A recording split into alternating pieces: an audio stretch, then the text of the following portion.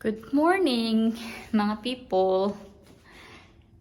Pagod ako today kasi, di ba last night sabi ko bloated ako.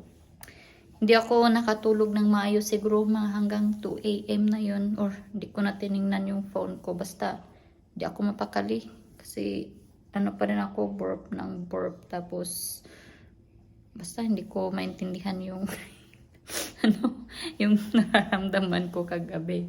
So, pati si D na disturbo yung tulog kasi paano man ako magalaw, magaslaw kagabi. Balikwas ng balikwas tapos ihi ng ihi, yung ganun. Kaya yung mata na. Wala talaga akong tulog mga people as in. Pero, ano magagawa? 9 na dito. Since wala pa naman akong urgent na task. Yan, yung breakfast ko, hindi ako nakapag-breakfast kanina ng mag-aga. Itong hotmunggo na natira, may natira pa kami kahapon. Kumain si Di kahapon, di ba, breakfast niya. Lunch niya pala yun. Lunch and breakfast together. So may natira, ito yung luto ko ngayon. Dinagdagan ko lang ng gatas para may sabaw. Since natuyo na. So, ito yung ating breakfast for today, mga people. Hotmunggo, as usual. Kasi masarap. And wala dito si D. Kasi Wednesday. Alam niyo na, nasa yoga. Si Jabba, yan. Kami na namang dalawa dito hanggang hapon. So, yun mga people. Sana okay lang kayong lahat dyan sa atin. Dyan sa Pinas. At kung saang sulok man kayo ng mundo. Mga kabayan natin dyan na OFW. Diba? Isang malaking mangkok. Siya, di mabusog. Yan, ang init. Tapos nag-toast ako ng tinapay. Yung partner ko dito. Sarap sana to pag pandesal, no? Binigay ko na kay sa Adam yung host. Kasi yan nga, sira na yung host na yan, yung blue. Yan. So, pinapalitan ko sa kanya ng bago.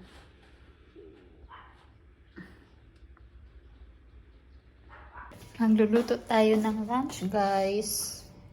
Yung ulamin ko, by the way, is yung atay kahapon na tira ko. Tapos, may kangkong man ako. Medyo nalanta na nga.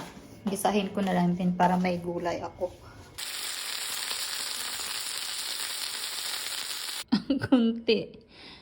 Ang kunti lang ng kangkong, guys. Tingnan nyo naman. Pinili ko kasi yung hindi na masyadong malanta. Pinagalitan ko yan kasi tinatahol niya yung delivery. Kain na tayo soon. Microwave ko lang tong atay at saka yung kanin ko. Tuwa. Masaya siya kasi dumating na si D. Diba? You're happy because daddy's here? Yeah? Daddy's back? Is that why you're happy? Yeah? Mommy's done working. Tapos na ang ating trabaho for today, guys. On time ako natapos. Kasi bukas pa yung, may deadline kami. Inom tayo almond milk. Nagutom ako. Pero, iniisip ko, di muna ako kakain ng snacks. Inom na lang ako ng almond milk. Pampapugong sa gutom. So, masaya kasi natapos na naman ako. On time today. Hindi nagnap kasi napagod yun kasi nga kagabi hindi rin yung nakatulog dahil sa akin. Ha? Dahil kay mami di nakatulog si daddy. Si Jabba. Bakit? Waman? Kukitsure to ikaw? Ang bilis. Kala mo naman magkipaglaro ako sa'yo.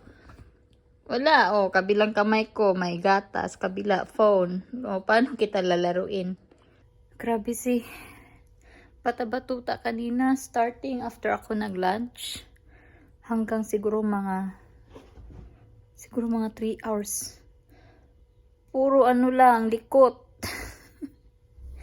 Grabe yung likot niya. Ang tigas ng ano ko, tiyan ko kanina. Kasi yun nga, umiikot siya. Tapos sipa-sipa.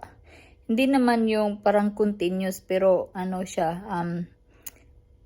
mag-stop saglit. Tapos maya-maya, dyan na naman. Sipa dito, sipa doon. Tapos parang ikot. Pero mga ganun. Tapos ang tigas ng ano ko, ng tiyan ko. Ang likot-likot niya talaga kanina, guys. Grabe, grabe kalikot.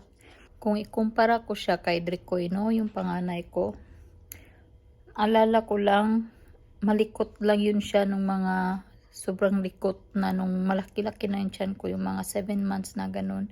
Pero hindi yung ganun na kahit daytime, ano, sobrang likot. Hindi talaga, iba talaga yung ngayon. Mas malikot talaga to. Kaysa kay Dricoy. Nako talaga. Iwan ko lang. Sabi ko nga kay Dricoy dati hindi naman ganito. Pero ito, ano, sobrang likot. Nag-zumba daw sa loob ng tiyan ko. Pero, goods man yun, no? Parang good sign man yun na malikot yung bata. Kasi healthy daw. So, inshallah. Thank you, Lord. So, okay lang maglikot ka dyan. Di bali nang di rin ako makatulog sa gabi. Dahil malikot din to sa gabi. Pagpatulog na yan na mag-ano na yan. Sipa-sipa.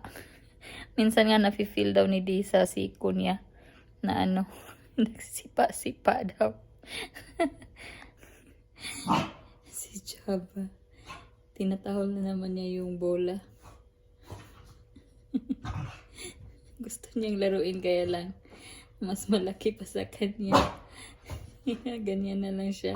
Luto tayo ng dinner. Lutuin natin is ano, chicken, lagyan ng gata. At saka carrots. And potatoes. Tapos chili. Yan yung aking ingredients. So, tapos yan. Niprito ko kunti yung manok para madali lang siya maluto later. Malapit nang maluto ang ating ulam, mga people. Yan. So, may ulam na naman ako bukas for lunch. No need na ako magluto. Luto na yung ulam natin, guys. Tinikman ko kanina. Napaano ako, napaubo kasi maanghang. Yun, oh, dalawang chili yung nilagay ko. Pero ngayon din na siya masyadong maanghang. Siguro yung nakuha ko kanina may ano yun, may chili. Kain tayo. Timbang-timbang pa more. Let's cook. What's a gram? 100. Si Jaba, umihilik, natutulog sa may hagdanan. Ha? Umihilik? Matutulog na tayo. Ha? 10:08 na dito mga people. Inom muna ako ng gatas. Yung aking nido. Kasi feel ko uminom tonight. Para siguro sana makatulog ako ng maayos after. Ha? Inom tayo ng gatas bago matulog. Sa taas ko na to inumin para ano, diretso ano, mag half bath pag ano, after uminom ng gatas. Yan. Tara, Jaba. Let's go. Show. Let's go, Jaba, my love. Come on. Bedtime.